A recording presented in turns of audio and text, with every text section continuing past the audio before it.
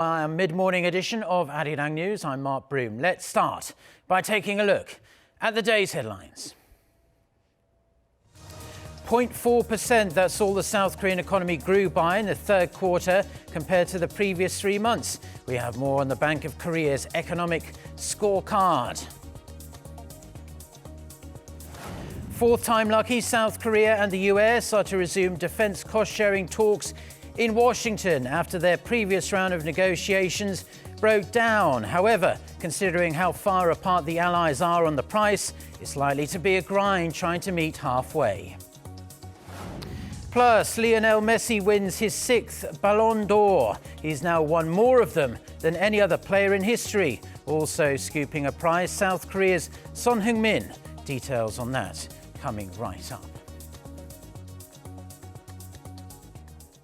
So let's start with the big economic news of the day. South Korea's economy expanded just 0.4% on quarter in the July to September period. That's the same as the Bank of Korea's preliminary forecast announced in October and lower than the 1% growth tallied in the second quarter.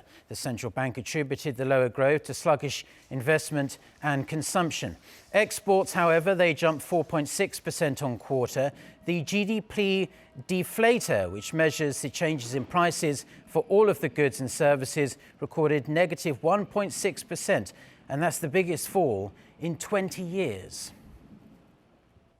South Korea's chief negotiator for defense cost-sharing talks with the US is currently in Washington, where he has vowed to forge a win-win deal based on mutual understanding. He also highlighted that burden sharing must be reasonable and fair. Kim Hyo-sun with the details. South Korea's top negotiator in defense cost-sharing talks with the U.S. has stressed there must be reasonable and fair burden sharing. Speaking to reporters upon his arrival in Washington on Monday, Chung Eun-bo, the top envoy to the Special Measures Agreement negotiations, also highlighted that the allies can strike a win-win deal based on the common understanding of the alliance they share. Chung will sit down with his U.S. counterpart James DeHart of the State Department for the 4th round of talks on Tuesday and Wednesday. The previous negotiations held in Seoul in mid-November were cut short. In a public display, the disagreement between the allies in sharing the cost for the upkeep of American troops in South Korea. Asked about the follow-up from the last round of talks, Chung stressed that Seoul and Washington have maintained close communication. Under the current agreement, which expires at the end of the year, South Korea is required to pay $870 million for the construction of military facilities to maintain the allies' readiness as well as other forms of support. However, the Trump administration has reportedly asked Seoul to pay nearly $5 billion in 2020, which is more than 5-fold increase compared to this year. Kim Hyo-sun, Arirang News. US President Donald Trump, who is now in the UK for a NATO summit in London this week, has vowed to raise the issue of defense spending by NATO allies during the annual gathering. Speaking to reporters before leaving the White House on Monday, Trump said NATO's Secretary General Jens Stoltenberg has personally credited him for pushing more countries to increase their contributions to NATO. Trump vowed to call on Washington's allies to pay more, crediting himself for getting $130 billion extra from countries that, quote, weren't paying. Now, South Korea is still pushing to hold talks with North Korea over the North's Mount Geumgang resort. This comes despite North Korea saying numerous times that it wants all South Korean facilities at that resort removed by the South ASAP. Seoul says it's committed to updating the resort's rather outdated facilities now. The South also hopes to discuss tours in the border province of Gangwon-do, which is a key area of interest the North Korean leader is focusing on. Oh Jung-hee reports. There's still a big gap in views between South and North Korea on the Mount Geumgang tourist resort, but it seems South Korea has recently taken a new direction on what to do with its buildings there. Seoul's Unification Minister Kim Yeon-chul spoke at a discussion session in downtown Seoul on Monday. He said there are 340 container houses at the resort that were used as temporary accommodations, and because they've been left like that for the past decade, they need to be remodeled. That is, while the North wants Seoul to tear down its buildings, South Korea will still suggest that it repair them. The Unification Ministry had said last week that it's forming a plan to revamp unusable facilities around Onjeongri District and Gosong Port.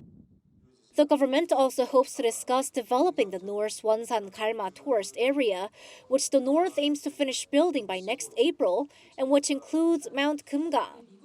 The Inter-Korean Affairs chief said that developing a joint special tourism zone along the east coast of the Korean Peninsula was agreed at the Inter-Korean Summit in September 2018. He added it's a long-held goal of the two Koreas to link the North's Mount Geumgang and the South's Mount Seorak. Pyongyang has told Seoul in late October to come and tear down its facilities at the resort, or it'll demolish them itself to put an end to 10 years of neglect.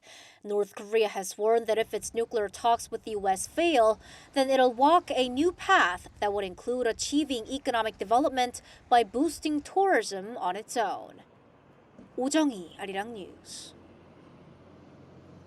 Now, Seoul's suggestion to declare a so-called Olympics armistice is likely to be approved by the UN in the coming weeks, according to South Korea's Unification Minister Kim Yong-chol. A resolution about the matter is expected to be adopted in mid-December. Last month, Kim proposed Pyongyang halt missile tests and the US suspend joint military exercises during the 2020 Tokyo Olympics. He added the resolution may touch upon the recently soured ties between South Korea and Japan as well. As is the tradition, the host nation of the Games, Japan, will submit the first draft of the resolution. Japan's new ambassador to South Korea takes office in Seoul this week, and eyes are on whether he'll be able to improve bilateral relations, which have worsened sharply this year, according to diplomatic sources. Koji Tomita is due in the South Korean capital today. He is a career diplomat who previously headed Tokyo's North American Affairs Bureau at Japan's Foreign Ministry. He also has several years of experience working as a minister at the Seoul Embassy during South Korea's former Roh Moo-hyun administration, raising anticipation he could help the two sides patch up their differences. Now, President Moon Jae-in has voiced his deep concerns about the crippled operations at the National Assembly as urgent bills continue to stack up, collecting dust as they await approval. Meeting his top aides on Monday, he called on lawmakers to think about the people, put aside their differences and get back to work. Park Hee-jun reports. President Moon Jae-in has expressed deep disappointment over the current political strife at the National Assembly at a crucial time when hundreds of bills are sitting in Parliament. 20대 국회는 파행으로 일관했습니다. 민생보다 정쟁을 앞세우고 국민보다 당리 당략을 우선시하는 잘못된 정치가 정상적인 정치를 도태시켰습니다. President Moon's made that criticism in a meeting with senior aides on Monday. It comes after the main opposition, Liberty Korea Party, pushed for a filibuster last Friday to block the fast-tracking of bills to revise the election law and establish an anti-corruption investigative unit. The filibuster motion led to the cancellation of the plenary session, which also prevented the passing of some 200 bills, including next year's budget and bills that could better ensure children's safety in school zones. The president strongly urged Parliament to handle them swiftly for the sake of the people and the economy. 국민의 생명과 안전, 민생과 경제를 위한 법안들은 하나하나가 국민들에게 소중한 법안들입니다. 하루속히 처리하여 국민이 걱정하는 국회가 아니라 국민을 걱정하는 국회로 돌아와 주길 간곡히 당부드립니다. President Moon also reflected on the achievements made at the ASEAN-Korea Commemorative Summit and the Mekong-Korea Summit in Busan last week. He cited enhanced cooperation in free trade, science, technology, agriculture, and infrastructure. He especially highlighted that ASEAN support will be of great help to the peace process on the Korean Peninsula. But while advancing the new Southern policy, the president also raised the importance of creating synergy with the new Northern policy, which aims to boost political and economic ties with northern countries like Russia. Park Hee-jun, Arirang News. US Secretary of State Mike Pompeo has warned the EU against working with Chinese network firms HUAWEI and ZTE, accusing them of spying on users and stealing personal data. Pompeo wrote a strongly worded op-ed in Politico Europe this week as ministers in Brussels gather for a communications meeting. He said the Chinese IT giants have a track record of alleged espionage, theft of intellectual property, as well as links to the Chinese government. Pompeo urged EU leaders to rely on other companies such as Samsung for their 5G infrastructure. Despite Washington's campaign, HUAWEI is continuing to expand its range of products without American-made components. Sources say HUAWEI will increase its smartphone shipments to 300 million units in 2020, up 20% from this year.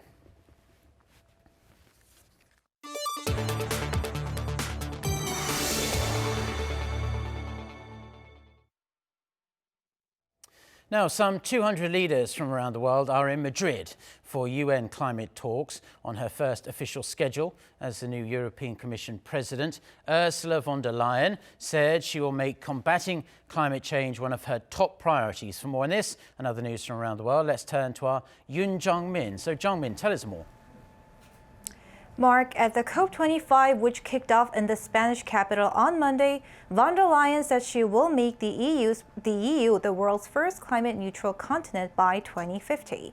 To do that, von der Leyen said she wants the bloc to cut carbon emissions by at least 50% by 2030 compared to 1990 levels. It's 10 percentage points higher than the current agreed goals of 40% by 2030. She has even hinted at the possibility of raising the target to 55%, but some critics say that such an ambitious goal would damage European industry. The European Commission is expected to work on a carbon border tax to require more taxes from polluting foreign firms to protect European companies that are striving to become more environmentally friendly. Von der Leyen says she will also reform the EU's emissions trading system and will work to include polluters in other industries, including the maritime and aviation sectors. Hundreds of office workers in Hong Kong's business districts rallied on Monday for the first in a week of lunchtime pro-democracy protests. China also says it's suspending U.S. Navy visits to Hong Kong in retaliation for the passage of legislation supporting human rights on the island. Lee Seung-jae reports. The protests rumble on in Hong Kong. This time, hundreds of office workers in the Central Business District gathered on Monday for the start of a week-long series of lunchtime protests, backing the pro-democracy movement after its resounding victory in district polls last month. Despite violent clashes with police on Sunday, there was no such confrontations during the 2-hour-long rally as people went back to their offices after a demonstration of solidarity with the protesters. Monday's rally seemed to be aimed specifically at bringing in more office workers from advertising agencies in a bid to build publicity. Some of the workers in the field say they're trying to be the first industry to come out and stop working for 5 days. They say they will stop working for companies and instead use their talents to advertise for the movement, designing posters and leaflets. Meanwhile, China on Monday said it would suspend U.S. Navy visits to Hong Kong and sanction a number of pro-democracy non-governmental organizations amid the human rights legislation which was passed last week by the U.S. China's Foreign Ministry spokeswoman Hua Chunying called on Washington to correct their mistakes and stop interfering in Hong Kong and Chinese internal affairs. China urges the U.S. to correct their mistakes, stop words and deeds to interfere in Hong Kong affairs and other Chinese internal affairs. China will take further necessary moves in accordance with the development of the situation and will firmly protect the prosperity and stability of Hong Kong, as well as China's sovereignty, security, and development interests. Watchers say Washington's support of Hong Kong may ultimately affect the ongoing trade talks between the U.S. and China and may lead to further tensions between the world's two biggest economies. Lee Seung-jae, Arirang News. A natural gas pipeline has been laid connecting Siberia and China. The roughly 3,000-kilometer Power of Siberia pipeline, which opened on Monday under a 30-year, $400 billion deal will supply natural gas from Siberia to China, crossing China's coal-burning northeastern provinces. The pipeline will deliver 38 billion cubic meters of gas a year to China once it hits full capacity in 2025. The pipeline will make Russia one of the main suppliers of natural gas to China, bolstering ties between Moscow and Beijing amid China's trade conflict with the U.S. Pope Francis has accepted a total of 43 asylum seekers from Greece to Rome to show his solidarity with the refugees. The Vatican said the Pope has dispatched Cardinal Konrad Krajewski, his close aide, to the Greek island of Lesbos to bring 33 asylum seekers to Rome. Later this month, 10 more will be brought from Lesbos. This comes as the UN has been pointing out problems at the migrant camps on Greek islands due to overcrowding.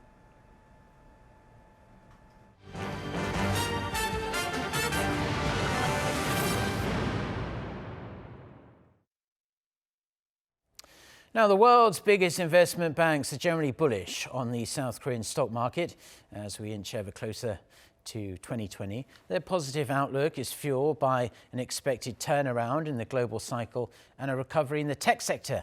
Ji-young reports. Major global investment banks are confident that the South Korean stock markets will rebound going into 2020. Optimism continues to reign despite foreign investors selling a net $2.97 billion worth of South Korean stocks last month, marking the largest sell-off of the year according to the data compiled by the Korean exchange. According to CNBC on Wednesday, JP Morgan's head of Asia ex-Japan equity research, James Sullivan, said that the company is bullish on Asian equities, particularly those in South Korea and India. He said South Korean tech stocks could do well on the back of rising global demand and named Samsung and Kakao as the company's top picks in the first half of next year. Also, Goldman Sachs in its latest report upgraded South Korea to overweight from market weight in the three-tiered rating system of stock attractiveness. The company cited an anticipated pickup in the global cycle and a recovery in semiconductor earnings as the reasons for the upgrade. Macquarie Securities Korea said Kospi is expected to trend higher from next year as the economy is expected to rebound after bottoming out. There are three major drivers in macro cycle, structure, and unexpected external risk. From this approach, year 2019 was bad for every macro driver. We believe structural deterioration would continue in the foreseeable future. However, from cyclical side, we think 4Q 2019 would be the bottom, and external risk like a US-China trade war and uncertainties over Hong Kong has fairly reflected in current valuations. Hence, while structural issues would limit the upside, the Kospi is likely to go higher, especially in first half 2020. The representative director advised investors to buy low and accumulate undervalued stocks ahead of the expected cyclical upturn. Ji-young, Arirang News. Now in sports, Tottenham Hotspur South Korean forward Son Heung-min has been named the Asian Football Confederation's International Player of the Year. Son edged out Japanese and Iranian players to pick up the award for the third time after his wins in 2015 and 2017. South Korea's Lee Gang-in, who received the Golden Ball as the best player of the recent Under-20 World Cup, won the AFC Youth Player of the Year award. Jong Jong-yong, the former head coach of South Korea's Under-20 national team, was named AFC Coach of the Year. And Lionel Messi has been named the world's best football player, winning the Ballon d'Or for a record sixth time. The Barcelona star now has one more title than his big rival, Juventus forward Cristiano Ronaldo. This is the 32-year-old Argentine's first Ballon d'Or since 2015 and comes after 54 goals for his club and country in the 2018-19 season. Liverpool defender Virgil van Dijk came second and Ronaldo was third.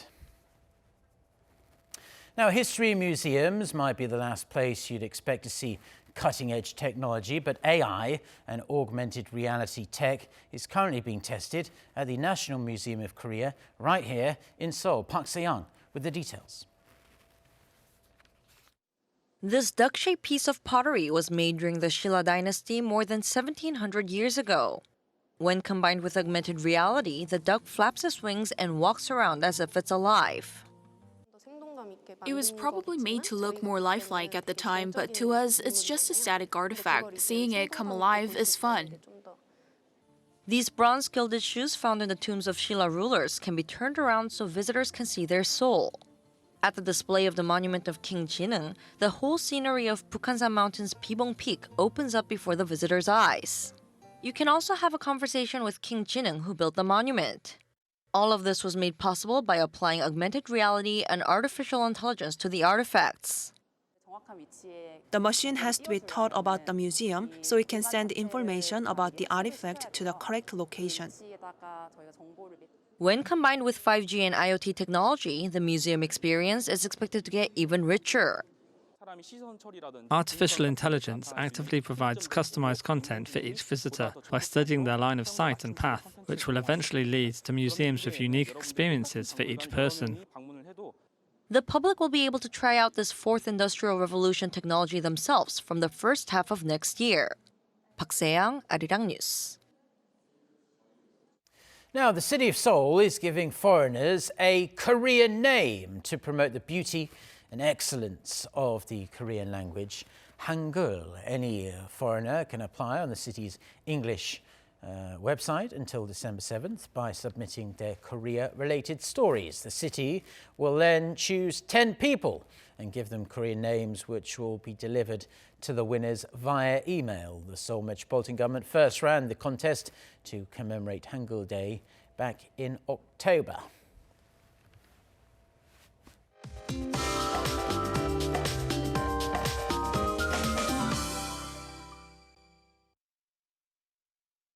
Good morning. We had the coldest morning of the season so far, and of course the wind chill is making it feel even colder. In fact, Seoraksan Mountain saw lows plunging to below minus 15 degrees Celsius this morning, so bundle up on your way out. West Coast regions have been seeing snow since last night, and more is expected to fall. Seoul could see flurries in the morning or late at night as well. Chungcheongdo and the northern parts of Gyeonggi-do province could see as much as 5 centimeters of snowfall into tomorrow. So those of you in snow-affected regions will need to drive with extra care. Highs today will get up between 5 and 11 degrees Celsius, so it's going to be fairly chilly all day today. And brace for more frigid air as we head toward the end of the week. Morning lows on Friday could drop to as low as minus 8 degrees Celsius here in the capital.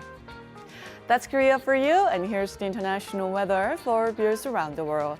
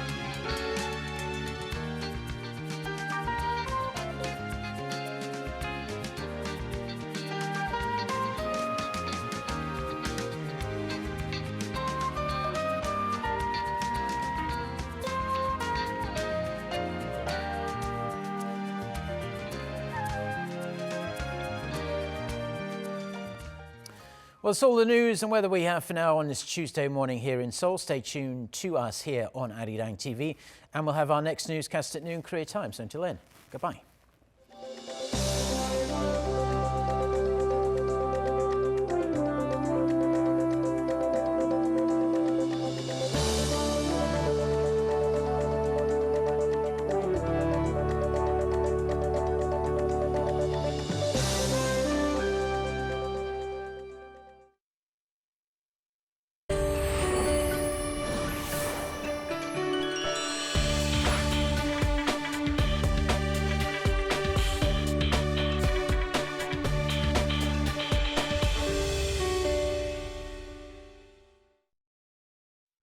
2016년 9월 28일